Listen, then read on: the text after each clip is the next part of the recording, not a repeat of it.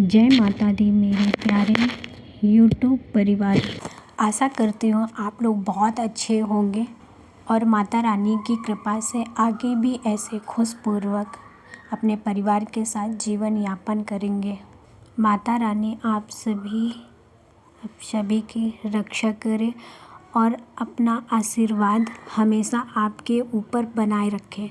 और आप सबका भी कर्तव्य है आपस में प्यार बनाए रखें और एक दूसरों की सदैव मदद करें और मानवता का प्रचार करें और दूसरों के प्रति ईर्ष्या, द्वेष, क्रोध ना करें और जीव हत्या करने से बचें। आज मैं आप सबको एक रोचक कथा सुनाने जा रही हूँ। कथा सुनाने से आज मैं आप सबको एक और रोचक कथा सुनाने जा रही हूँ।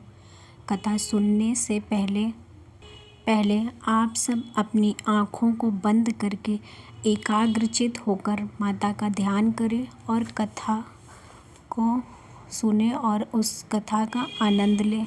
माँ चंद्रघंटा देवी दुर्गा का तीसरा स्वरूप है, जिनकी पूजा नवरात्रि के तीसरे दिन की जाती है। उनके मस्तक पर घंटे के आकार का अर्धचंद्र सुशोभित है, जिसके कारण उन्हें चंद्रघंटा कहा जाता है।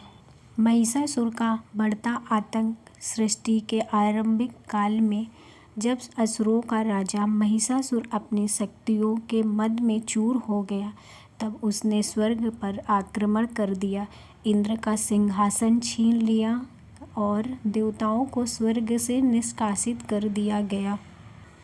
महिषासुर का अत्याचार इतना बढ़ गया कि पृथ्वी और पाताल भी थर-थर कांपने लगे। पराजित देवता भगवान विष्णु और महादेव की शरण में पहुँचे। देवताओं की यह व्यथा सुनकर त्रिदेवों के मुख में एक अत्यंत तेजोमय ऊर्जा प्रकट हुई।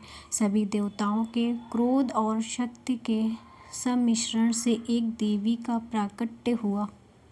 यह देवी साक्षात शक्ति का पुंज था, जिन्हें माँ चंद्रघंटा के रूप में जाना गया है। माँ चंद्रघंटा का स्वरूप अत्यंत भव्य और उग्र है, किंतु उनके भक्तों के लिए वे परम सौम्य और कल्याणकारी है। उनके मुखमंडल में स्वर्ण के समान चमकता हुआ तेज और मस्तक में अर्धचंद्र जो घंटे के समान दिखाई देता है, जो उनके नाम का आधार है। माँ चंद्रघंटा का वाहन माँ सिंह पर सवार है, जो साहस और निर्भयता का प्रतीक है। अस्त्र शस्त्र उनकी 10 भुजाएं हैं, जिनमें वे खड्ग, बाण, धनुष, त्रिशूल, गदा और पद्म धारण करती हैं।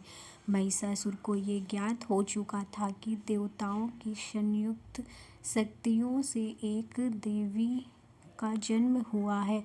उसने अपनी विशाल सेना के साथ देवी पर आक्रमण कर दिया। रणभूमि में हाहाकार मच गया। असुरों की ओर से चक्षुर, कराल और ताम्र जैसे महाभयानक सेनापति युद्ध कर रहे थे। जब युद्ध अपने चरम पर था, तब माँ चंद्रघंटा ने अपने मस्तक पर स्थित घंटे की वो प्रचंड ध्वनि की, जिसमें ब्रह्मांड कांप उठा।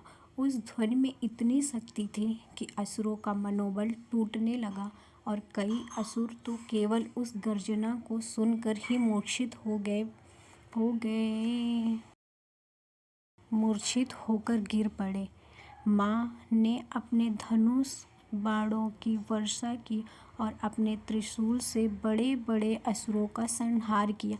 महिषासुर ने अनेक मायावी रूप बदले, लेकिन माँ की दिव्य दृष्टि से कोई नहीं बच सका। अंततः माँ चंद्रघंटा के प्रहारों से महिषासुर की सेना का विनाश हुआ और देवताओं को उनका खोया हुआ सम्मान वापस मिला। माँ चंद्रघंटा की पूजा केवल एक कथा नहीं, बल्कि मानव जीवन के गहरे रहस्यों को समझने का मार्ग है। योग विज्ञान के अनुसार नवरात्रि का तीसरा दिन मणि चक्र पर ध्यान केंद्रित करने का होता है। यह चक्र मनुष्य के आत्मबल और साहस का केंद्र है। माँ चंद्रघंटा की कृपा से साधक में वीरता और निर्भयता के साथ साथ सौम्यता का विकास होता है। माँ के घंटे के ध्वनि का अर्थ है जागरूकता। जैसे घंटे की आवाज़ मन के फालतू विचारों को रोककर उसे वर्तमान में ले आती है, वैसे ही माँ की भक्ति शक्ति के मन से नकारात्मक ऊर्जा और भय को दूर कर देती है। माँ चंद्रघंटा युद्ध के लिए सदैव तत्पर मुद्रा में रहती है। यह इस बात का प्रतीक है कि हमें बुराई के विरुद्ध हमेशा सजग रहना चाहिए। वे दिखाती है कि शांति का अर्थ कायरता नहीं है। आवश्यकता पड़ने पर शस्त्र उठाना और धर्म की रक्षा करना भी ईश्वरीय गुण है। नवरात्रि के तीसरे दिन भक्त को लाल या सुनहरे रंग के वस्त्र धारण करने चाहिए। माँ को दूध से बनी मिठाइयाँ या खीर का भोग लगाना अत्यंत शुभ माना जाता है। माँ चंद्रघंटा की कथा हमें सिखाती है कि हमारे भीतर की सौम्यता और शक्ति के बीच संतुलन होना चाहिए। जिस प्रकार माँ के हाथ में शस्त्र भी है और कल्याणकारी भी है, उसी प्रकार मनुष्य को भी दयालु होना चाहिए, लेकिन अन्याय के सामने झुकना नहीं चाहिए। माता की आराधना से व्यक्ति का व्यक्तित्व निखरता है, वाणी में मधुरता आती है और चेहरे पर दिव्य ओज बढ़ता है। माँ चंद्रघंटा की कृपा जिस पर हो जाती है उसे संसार का कोई भी वह विचलित नहीं कर सकता। जय माता दी मेरे प्यारे यूट्यूब परिवार। ऐसे ही रोचक कथाओं के लिए हमारे चैनल को सब्सक्राइब करें और अपने सगे संबंधियों दोस्तों तक हमारे वीडियो को शेयर करें और कमेंट करें। जय माता दी। माता रानी आप सभी की सभी मनोकामना पूर्ण करें।